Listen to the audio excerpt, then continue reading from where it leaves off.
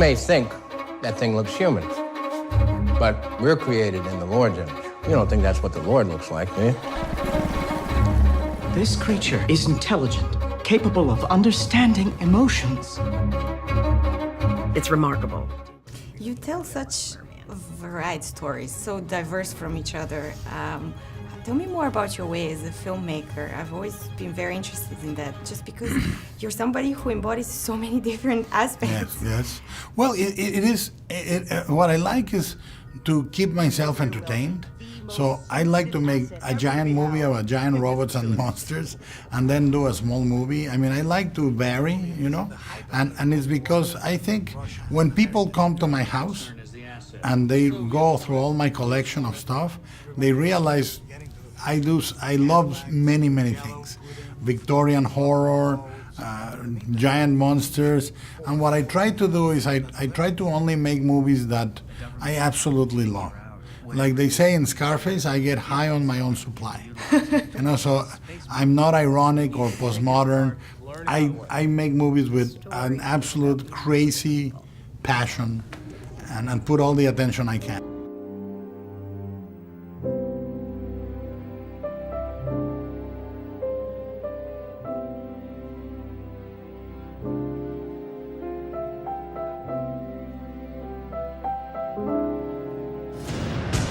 I was in a room with movie stars, directors, and business titans. They were going all in, all the time. Thank you, Molly. This is for you. Thank you so much. I'm gonna stop paying you as my assistant. You firing me? I'm not firing you, I'm just gonna stop paying you. You get paid once a week from the game. It doesn't seem fair. You're gonna stop paying me because I'm making too much money doing my second job, and if I say no, I'll lose both jobs because it doesn't seem fair? You don't have bargaining power here. Please tell me more about your routine as a writer. Do you have like a special set of mind? Do you have to be somewhere? I have to be alone. If there are people around, I can't really do it because it's so embarrassing. I'm very physical when I'm writing. I'm talking out loud. I'm playing all the parts. I get very excited. I'm jumping up and down. I'm arguing with myself.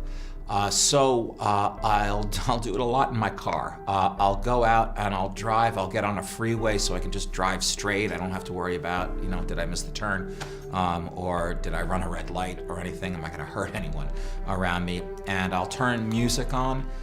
Usually music that I listened to in high school is the music that kind of has the most emotional resonance with me. And I'll try to start fights with myself.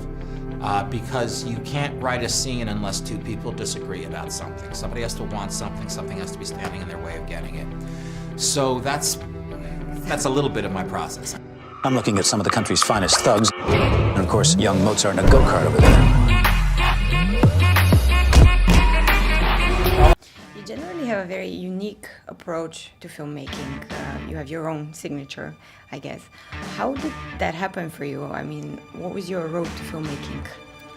I think it's just through, I mean, I guess you develop a style just by, just appreciating other people's work, you know, sort of, it's just the same as like sort of with art, as you sort of start to kind of like take it in by osmosis and stuff. And you know, as a sort of teenager, you just like sort of the movies that you watch just start to inform like what you like and don't like. And so I guess that's it. It's just the appreciation of other like amazing artists in film is how you start to develop your own style. Did something change for you after winning the Oscar? No, but, well, you can't, I suppose it does, but you tried it not to. What I do know is when I was talking before about getting the script to the actors and then clearing the way, that's when you do use the power that an Oscar gives you, where you can kind of, there's always reasons people say for not making films, and you can flatten those things when you have power. You can say, get out of the way, you know. And I did that a bit with this to actually get the thing made. But that's the only time I try consciously to use it. Unconsciously, I don't know. That's for other people to judge, really. Oh, I fell in love with being a film director when I was 12 years old. So for me, it was a boyhood dream, and it just took 18 years Was it difficult? to direct my first film when I was 30. Yeah, it's very difficult. You know, when I announced to my family I want to be a movie director, I mean, they were very nice about it, but I don't think they believed for a moment I had any chance. I mean, it's one of probably the most competitive jobs to want to be, and but I love it with a passion, and you know, I'm so happy I get the chance to do it. Great time of crisis. However this turns out, I don't know how to thank you. Bertie, you're the bravest man I know.